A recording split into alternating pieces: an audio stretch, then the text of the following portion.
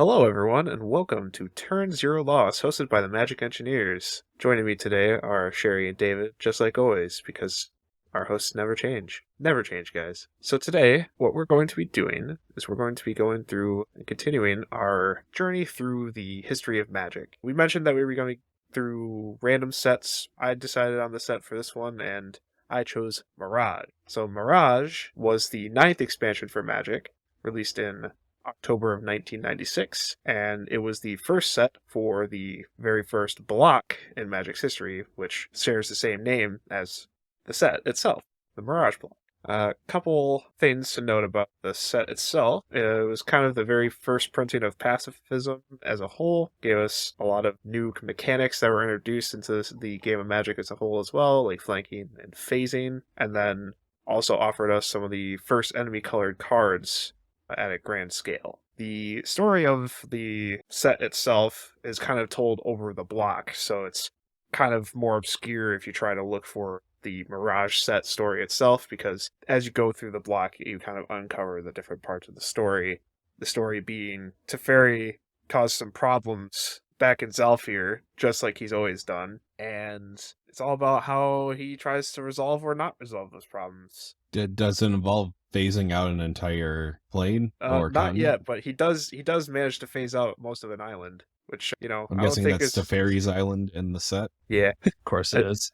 So diving into the kind of the similar format as done before, we're going to start with some of our favorite cards, because we drafted this set, just like the last one. This one was a little more draft friendly. It had the full 15 card draft packs. Well, they weren't really draft packs, but 15 card packs, and it allowed us to kind of go through and try to understand what an environment for Mirage Draft would be. Don't do Mirage Draft, just saying. He's got a point. This draft was wonky and strange, and you're going to see why very soon. Yeah. Sherry, why don't you tell us a little bit about your experience with the set and what cards you really drew you in, as well as cards that obviously you didn't see in the draft, but are still relevant. Well, this when I drafted this, I went with a nice green-black strategy because I couldn't figure out a lane to draft in because there are no lanes in these draft formats for some reason. Granted, draft probably wasn't a format at this time, which is understandable. I also noticed when we were drafting all of these sets that like the tutors were actually more common. I think every one of us got a tutor. Is that correct? I believe we did, yes. Yeah, I think every one of us pulled a tutor in one of the packs that we opened. Yeah, that was surprising. I kind of thought that the tutors were kind of like the secret rares, for lack of a better term, of the set. It turns out it was all the really powerful, like broken stuff that's like caused a lot of like eternal damage to Magic as a whole. Is actually the ones we didn't see. To point out, one of my favorite cards in the set is Enlightened Tutor. Enlightened Tutor is 1 white instant that reads: search your library for an artifact or enchantment card, reveal it, and then put it on the top of your library. This is by far probably the best enchantment and artifact tutor in the entire. There's nothing more efficient, and it's at instant speed. It's like it's exactly what you want, and it slots perfectly into like 90% of decks that run artifacts or enchantments mainly, and it's a card I always want to get my hands on if I can. Another notable card, and this is I'm a sucker for this super type. It is the super type of World Enchantment. So, but there's a couple cards that I really liked, and one of the favorites is Tombstone Stairwell. It's 2 generic, black, for a World Enchantment. A World Enchantment means there can only be one on the battlefield. If someone else plays a World Enchantment, I believe the older one is sacrificed and replaced with the new one, if I'm correct. David? So yeah, when a world permanent enters the battlefield, any world permanents that were already on the battlefield are put into their owner's graveyard. And it's a statement action called the World Rule, which is very similar to the Legend Rule, except it only affects cards with super type world. So the more you know. Interesting. Yeah. It's like the old Legend Rule, but when it was the normal Legend Rule, except now it's its own super type. It's really delineated. So anyways, it has cumulative upkeep of a 1 generic and a black, and reads: at the beginning of each upkeep, if Tombstone Stairwell is on the battlefield, each player creates a 2/2 black zombie creature token named Tombspawn for each creature card in their graveyard. At the beginning of each end step, or when Tombstone Stairwell leaves the battlefield, destroy all tokens created with the stairwell. They cannot be regenerated. So this card was very innocuous for a very, very long time until a set came. It's called Modern Horizons 2. I see where we're going with this. Are we going Shatterfang? We're going to talk about that? Yeah, we're going to talk about the Chatterfang. So Chatterfang has a replacement effect where it, instead of making its tokens, it creates those tokens and squirrels. And because they were technically made by Chatterfang, and not Tombstone Stairwell, that means that the person gets to keep all of the tokens and just accumulate masses and masses of tokens that will stay there even when Tombstone Stairwell is. I just love it because it's such a unique effect. You don't see anything like this in modern Magic, and again, a soft spot for world enchantments. So move on to the next one, which happens to also be a world enchantment, is Hall of Gemstone. Hall of Gemstone is 1 green, world enchantment. At the beginning of each player's upkeep, that player chooses a color. Until end of turn, lands tapped for mana produce mana of chosen color instead of instead of any other color. This is something I wish there were more of. It's like it's a mixture of a color hosing and color like washing a player. And it kind of punishes your like 5 color decks, which I'm all for. I know I'm definitely, if it makes it harder to cast a Golos or I don't know, Golos is a bad example, but Like really Child of complex. Alara. Child of Alara, if it makes Child of Alara hard to cast, I'm all for it. It's a very unique effect in green that you do not see and probably will never get printed ever again. Like anything like this. I just like the uniqueness of it, and the art's honestly pretty cool. So David, It's very nice. It is good. All right. So my strategy for the draft was a good old white-blue Azorius flyer strategy. You know, there's plenty of pretty nice flying creatures there. You get your Azimuth Drakes. But I took advantage of the greatest keyword in all of Magic, and that is banding with Teremco Griffin. 2/2 for 4 banding flyer. Yeah, that's old school Magic right there. Now, in less than 10 minutes, can you explain banding? No. So besides that, there were a lot of instances in my deck as well. You know, I had a couple copies of Memory Elapse, which is a pretty nice counterspell for this format, and also some Metals, which basically is a deflect, which is actually a really good card and would have made my list if it weren't for a few of the other ones that I'm about to list off. The first of which being my tutor for this particular matchup, it's Mystical Tutor. I think you guys have heard of this one before, but I'll read it off anyways. It's a 1 mana blue instant. Search your library for an instant or sorcery card, reveal it, then shuffle and put that card on top. Similar to what Sherry said with enchantments and artifacts with Enlightened Tutor, Mystical Tutor is probably the best tutor for instants or sorceries in the entire game. It can get anything and everything. It can get something like, say, Force of Will or a Mana Drain for a huge counterspell put up and a little deflection and bluff. Or it could get game-ending spells like Time Stretch or Expropriate. Like, this kind of card can literally do it all, and it can do it even faster than Enlightened Tutor. I think this card actually is probably better than Enlightened Tutor is, even though Enlightened Tutor sees more play, but this card is just still bonkers and really, really good. I will not disagree with you. In terms of overall effect, Mystical Tutor has a lot more of its effect, and what makes Enlightened Tutor more played is that is very unique and probably I think it's the most efficient by like 2 mana. That's how like much more efficient it is for that specific card types. Yeah, mystical. There's a Mystical Tutor-esque effect out there on the form of a creature. I think it's Spellseeker who has it, and Spellseeker also sees a lot of play, but this is just so much better because you can do it at instant speed, which is always a good thing. The next card or cards I'm going to call out are a cycle in this set, and that is the tap fetches. Those being Floodplain, Grasslands, Mountain Valley, Bad River, and Rocky Tar Pit. So these lands basically read, they come into play tapped. You can tap and sacrifice them to search your library for a plains or island, put that land into play, shuffle your library afterwards. That's the alt text, at least. Not sure if that's the errata basically says the same thing. I like these designs. I think they are cheaper, more easily accessible ways of accessing the fetch lands. Like, you can get these, like, they come in the commander products nowadays, and they're like 20 cents a pop. And these, I think, do almost as good a job as filtering through your deck as fetch lands do in the format. So if you're looking for a budget option or a budget answer to fetch lands, I'd go here first. These cards do a lot of work for you. They have such good names too. I'm not a big fan of them just because I actually have real fetches, but I do really like the names of them. Like hands down, one of mean- the best names of lands in the game. I mean, if we're being honest, the other fetch lands are just copies of this card, or these cards rather. Yep. Didn't these cards come first? Yep, these cards came well before the original fetches did. Boom. So the other fetches aren't real fetches. Get Yeah, right. these are the true fetches. I don't know. Let me see the play percentages really quick across all formats of Magic. Look, I don't care about play Uh, percentages. These came first, and that's all that matters. Moving on to the final card on my list. But before I do that, I actually have a quick honorable mention that I want to put out there as well. And that is Withering Boon. It is a 2 mana, 1 generic, 1 black instant. As an additional cost to cast Withering Boon, pay 3 life, counter target creature spell. Black counter spell. That's all I need to say. I love that card. It's so fun. I Just- run in my chainer deck just in case. Yeah. I've known, like, honestly, I don't need it in that deck, but I just run it just because I'm like, no one's going to expect a No one creature expects counter Wizard spell. That's why I would run it. It's pretty beautiful. Now, but my final actual card on this list is Political Trickery.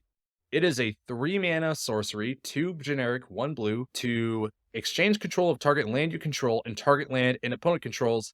This effect lasts indefinitely. This card can be an absolute beater. I'm just gonna come out and say it. Like, if you steal somebody's Gaia's Cradle with this or someone's Sarah's Sanctum with this, that literally changes the complexion of the game dramatically. It gets you ahead on mana. Is a form of ramp in blue, which is very uncommon. But more importantly, that it fits the mold of blue with, doing shit to your opponent's stuff and making it yours, or disabling it, or just making people annoyed with you over it. This card's a real gotcha, and it can be very, very dangerous in the right situation. I got no words on this card. This one's It's a very unique card, and I appreciate that.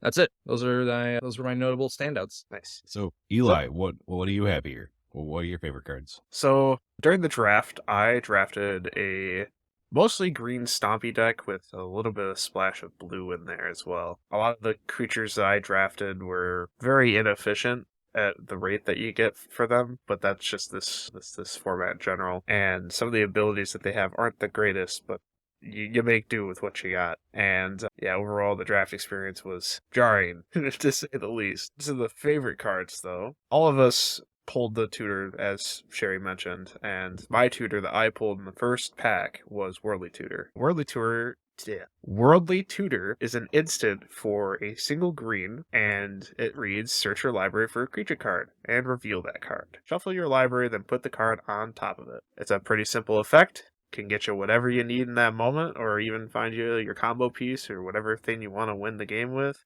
If you really feel like showing people that you're about to win the game, you totally do that. It's a pretty simple card. It's just a tutor. I like it, and it's not that expensive. So if you run creatures and like to tutor up creatures at instant speed, this is an option for you. Up next is Lure of Prey. I'll read the Oracle text on this one. So Lure of Prey is 2 green for an instant, and it reads, you can cast a spell only if an opponent cast a creature spell this turn. So basically you can't cast it on your own turn, or unless somebody flashes a creature in during your turn. And it reads, you may put a green creature card from your hand onto the battlefield. Whoa. At that rate, it's a little inefficient, you might think, but 4 mana to get something really huge out of your hand onto the battlefield for a much cheaper cost, I'll take it. I like this card. It's funny. It's, oh, you cast a creature, I cast a creature. And mine's bigger. Mine's better. Oh, you cast a mana dork? Well, I cast Emmercool. I mean, I didn't cast her, but you get the point. It's on the table now. You can't stop it. And then the final card that confused some people as to why I'm talking about this is Frenetic Ifrit. Frenetic Ifrit is a creature, Ifrit. That's not really a type that you hear often anymore, but it costs 1 blue red and it has flying, and it also reads, flip a coin. If you win the flip, Frenetic Ifrit phases out. If you lose the flip, sacrifice Frenetic Ifrit. Basically, there are a bunch of coin flip combos that go with this particular card where there's a couple, especially like Crackdown Construct, where Crackdown Construct is whenever you activate ability of an artifact or creature that isn't a mana ability, it gets +1/+1 until end of turn. Basically, all you do is you activate it because it costs 0 mana to activate the coin flip. You activate it a billion times, you lose the flip, but also all those abilities are still on the stack and they still resolve. So anything that cares about you winning coin flips still gets to resolve. So Tavern Scoundrel, you just get infinite mana basically, because statistically speaking, you're gonna win a lot of them if you infinitely flip a coin. So yeah, it's technically a non-deterministic combo, but who cares? Just tell your opponent, yeah, do you want me to flip a coin a billion times? We can sit here and resolve this if you want. At which point your opponent just scoops before you even get close to resolving the combo. Yeah. So yeah, that was on my 3 favorites from the set. A couple other notable cards that we can kind of discuss here in the set itself. A Phyrexian Dreadnought, big guy. Basically use it for cheapening a cost on something that cares about toughness of creatures or power of creatures, or even tapping it for, I think it was one of the Sylvalas, that you can tap Sylvala for a bunch of mana after you cast it for, I don't remember the casting cost of this one, but it's pretty cheap, isn't it? Yeah, I gotta look for it. Also, for Phyrexian Dreadnought is very good in builds that need power or reanimator strategies, or things that neutralize your entrance triggers, like a Hushbringer type effect or a Torpor Orb. Like, sorry, did I hear one gold tone? Well, the CEDH commander that is green and black, that he has Scavenge, and you get +1/+1 counters if you exile a creature, and then you get +1/+1 counters based on their power. If you have Phyrexian Dreadnought in your graveyard, you can do the math. That's 12 1/1 counters for 1 mana. Pretty good for 1 mana. Cadaverous Bloom. Sherry, do you mind elaborating on this card? I believe it's you that added it to this list. So Cadaverous Bloom was created the first combo deck in all of competitive Magic, because it was part of it was a part of a yield combo that could never exist anymore, simply due to the fact that the way that this deck worked was that you'd only lose the game at the end of a phase. So what would happen is that you would get your Cavernous Bloom, which reads 3 generic black green, choose a card in your hand and remove from the game, add black or green, play it only as a mana source, spin errata to cut off like half of that. Basically, you exile a bunch of stuff in your hand to generate a lot of mana. You cast Prosperity for that lots of mana to draw a bunch more cards, and then you keep feeding into the combo. You play your land, sacrifice it to squandered resources as well, which also generates mana. You just keep drawing lots and lots of mana, and then you do Drain Life sorcery. So you had X before X was added, because Drain Life is a kind of really weird thing. So what they would do is get up to let's say 100 mana, and because they may be at negative mana from trying to draw all their stuff, or just finding ways to draw more cards, because they had also Infernal Contract, which read you lose half your life rounded up and draw 4 cards. So they would just put a bunch of mana in there, and then when you did Drain Life, you'd hit them for 100, but Drain Life also gives you back 100 life. So by the end of the phase, you were plus 100 life and they were minus 100 life. It was subsequently banned after the first Pro Tour. Got it. It was a part of. It's something that could never exist today, but it was kind of like a prison deck that wanted to combo off. Interesting. It's weird to look back on old Magic and see how the rules have changed a little bit for us to get where we are now. Other notable cards, obviously, we talked about the Tutors. So good that we put them on the list twice, apparently. And another really notable card that I'm sure most of our viewers have heard of is Lion's Eye Diamond. Very much a innocuous card upon release. It was like, oh, well, you're going to discard your hand. Great. Not really useful for you. For what are you going to do with that mana? Nowadays, we are going to do stuff with that mana because there are ways to utilize Lion's Eye Diamond over and over and over again for infinite mana. And it's so good that it being on the reserve list currently, and its current price as of the time of this recording, Close to $500. Yeah, it's pretty expensive. It's because it's good. Yeah. I mean, part of it was that it actually became powerful significantly after because of the discard effect. Back in the day, you could actually respond to the discarding your hand effect and cast things with the mana that you've gotten. Old Magic is very weird, but Lion's Eye Diamond actually was, for a time, was even more powerful. It was basically an exclusively better Black Lotus until they until they changed it to where it was all in one rather than you could split up the cost and the mana gained. Yeah, and this Gotcha. card got really dangerous with the block afterwards, or the block not long after, which was Urza block, a notoriously broken and ridiculous block that I'm sure we'll cover at some point. But Hopefully not too soon.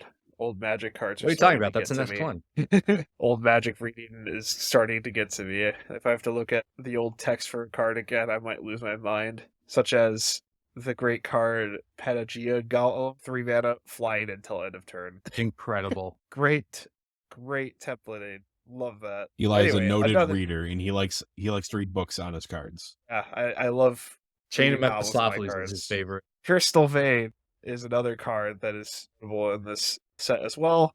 It's not super great, but it provides enough advantage in terms of colorless mana for some people that they run this card still today. And it can lead to interesting effects of bringing this card back with a life to the low life, whatever the heck that card is. It's like having a kind of better City of Traders, because you can tap Yeah. it for 1 mana when you need it, but when you need the extra boost, you can sacrifice it for 2. Yeah. That's mainly what it's for. Yeah. Then we got Flash, of course. We talked about Flash before. We've talked about Flash before. You guys know our feelings on it. Of course, one of the best cards in Magic, Celestial Dawn, totally makes the only deck that everyone hates to play against playable. Talking So- about Send Triplets. So to explain a little bit the reasoning, because Send Triplets has fallen out of the format a little bit, simply because no one wants to play it anymore. Because it's a hard deck to run without certain cards. Yeah, and this is one of them. You being able to basically spend mana as if they were white mana as if they were any color makes it much easier than just relying on a bunch of tap and a bunch of effects such as Forbidden Orchard or Exotic Orchard, where kind of unreliable or it costs you life, and you can only do that so often before you put yourself at risk, and you're always at risk when you're playing Send Triplets because you're playing with other people's cards and people don't like that. Yeah, people really don't like it when you mess with their deck. Yeah, Send Triplets is just opens up a lot of etiquette rules and a lot of questions about how do you handle other cards at the table, and this card is really the most important piece of the puzzle to make that deck playable. So it does bear noting. That's Mirage. It's an old Magic set. Definitely a lot of cards that needed updated formatting. Things that didn't make sense. Lots of cards that didn't read very well. Made us very confused upon the first reading of them. And drafted them, because we actually drafted before we read the cards. Yeah. Mhm. So I think as a overall, I'm gonna start giving ratings to all these sets. I don't care. I'd give this set like 4 out of 10. It's all right. I'd give it a solid B minus, just simply for the chaos that created its way. We're going on different scales.